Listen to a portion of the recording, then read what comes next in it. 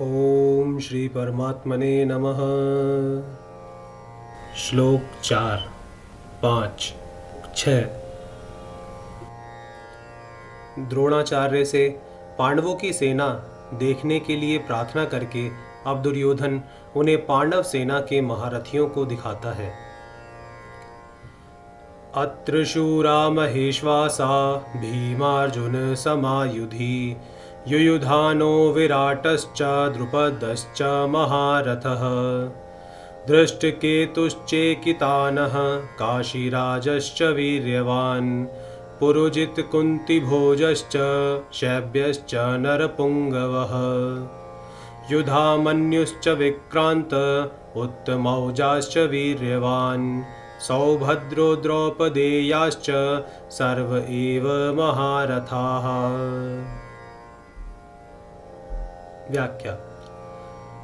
अत्र शूरा महेश्वासा भीमार्जुन समायुधि, जिनसे बाण चलाए जाते हैं, फेंके जाते हैं, उनका नाम ईश्वास अर्थात धनुष है। ऐसे बड़े बड़े ईश्वास धनुष जिनके पास हैं वे सभी महेश्वास हैं। तात्पर्य है कि बड़े धनुषों पर बाण चढ़ाने एवं प्रत्यंचा खींचने में बहुत बल लगता है। जोर से खींचकर छोड़ा गया बाण विशेष मार करता है। ऐसे बड़े बड़े धनुष पास में होने के कारण ये सभी बहुत बलवान और शूरवीर हैं। ये मामूली योद्धा नहीं हैं। युद्ध में ये भीम और अर्जुन के समान है, अर्थात बल में भीम के समान और अस्त्र शस्त्र की कला में ये अर्जुन के समान है।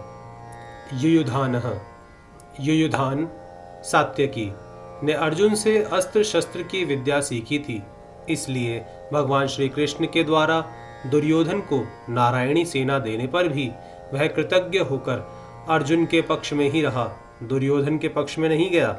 द्रोणाचार्य के मन में अर्जुन के प्रति द्वेष भाव पैदा करने के लिए दुर्योधन महारथियों में सबसे पहले अर्जुन के शिष्य युयुधान का नाम लेता है। तात्पर्य है कि इस अर्जुन को तो देखिए, इसने आपसे ही अस्त्र शस्त्र चलाना सीखा है और आपने अर्जुन को यह वरदान भी दिया है कि संसार में तुम्हारे समान और कोई धनुर्धर ना हो, ऐसा प्रयत्न करूंगा। इस तरह आपने तो अपने शिष्य अर्जुन पर इतना स्नेह रखा है, पर वह कृतज्ञ होकर आपके विपक्ष में लड़ने के लिए खड़ा है, जबकि अर्जुन का शिष्य युयुधान उसी के पक्ष में खड़ा है। युयुधान महाभारत के युद्ध में न मरकर यादवों के आपसी युद्ध में मारे गए।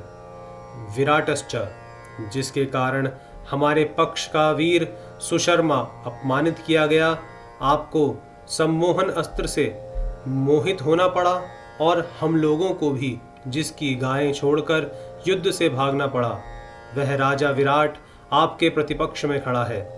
राजा विराट के साथ द्रोणाचार्य का ऐसा कोई वैर भाव या द्वेष भाव नहीं था, परंतु दुर्योधन यह समझता है कि अगर युयुधान के बाद मैं द्रुपद का नाम लूं तो द्रोणाचार्य के मन में यह भाव आ सकता है कि दुर्योधन पांडवों के विरोध में मेरे को उकसाकर युद्ध के लिए विशेषता से प्रेरणा कर रहा है तथा मेरे मन में पांडवों के प्रति वैर भाव पैदा कर रहा है।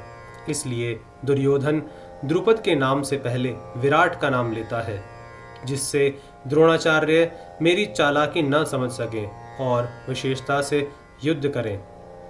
राजा विराट उत्तर, श्वेत और शंख नामक तीनों पुत्रों सहित महाभारत के युद्ध में मारे गए।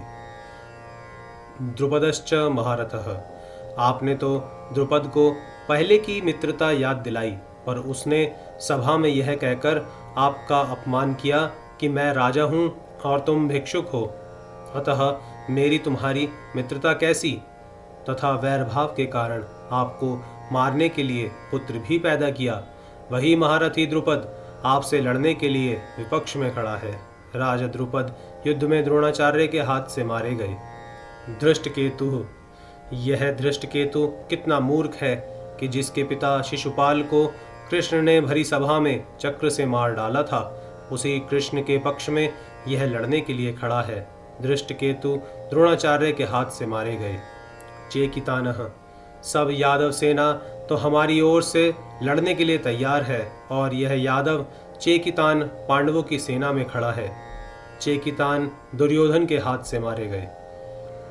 काशीराजश्च वीर्यवान, यह काशीराज बड़ा ही शूरवीर और महारथी है। यह भी पांडवों की सेना में खड़ा है, इसलिए आप सावधानी से युद्ध करना, क्योंकि यह बड़ा पराक्रमी है। काशीराज महाभारत युद्ध में मारे गए। पुरुजित कुंती भोजश्च, यद्यपि पुरुजित और कुंती भोज ये दोनों कुंती के भाई होने से हमारे और पांडवों के मामा हैं, तथापि इनके मन में पक्षपात होने के कारण ये हमारे विपक्ष में युद्ध करने के लिए खड़े हैं। पुरुजित और कुंती भोज दोनों ही युद्ध में द्रोणाचार्य के हाथ से मारे गए। शैब्यश्च नरपुंगवः, यह शैब्य युधिष्ठिर का श्वसुर है। यह मनुष्यों में श्रेष्ठ और बहुत बलवान है।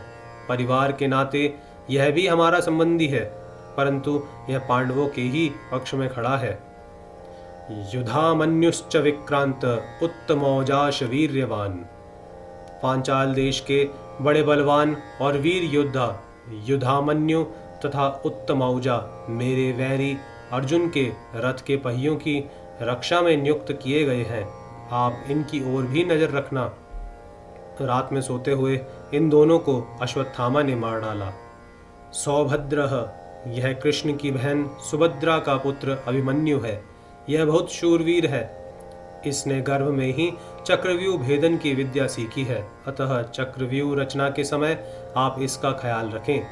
युद्ध में दुशासन के पुत्र के द्वारा अन्याय पूर्वक सिर पर गदा का प्रहार करने से अभिमन्यु मारे गए। द्रौपदेयाश्च, युधिष्ठिर, भीम, अर्जुन, नकुल और सहदेव इन पांचों के द्वारा द्रौपदी के गर्भ से क्रमशः प्रतिविंध्य, सुतसोम, श्रुतकर्मा, शतानीक और श्रुतसेन पैदा हुए हैं। इन पांचों को आप देख लीजिए। द्रौपदी ने भरी सभा में मेरी हंसी उड़ाकर मेरे हृदय को जलाया है। उसी के इन पांचों पुत्रों को युद्ध में मारकर आप उसका बदला चुकाएं। रात में सोते हुए इन पांचों को अश्वत्थामा ने मार डाला। सर्व एव महारथाः, ये सब के सब महारथी हैं, जो शास्त्र और शस्त्र विद्या दोनों में प्रवीण हैं और युद्ध में अकेले ही एक साथ 10,000 धनुर्धारी योद्धाओं का संचालन कर सकता है। उस वीर पुरुष को महारथी कहते हैं। ऐसे बहुत से महारथी पांडव सेना में खड़े हैं। जय श्री कृष्ण।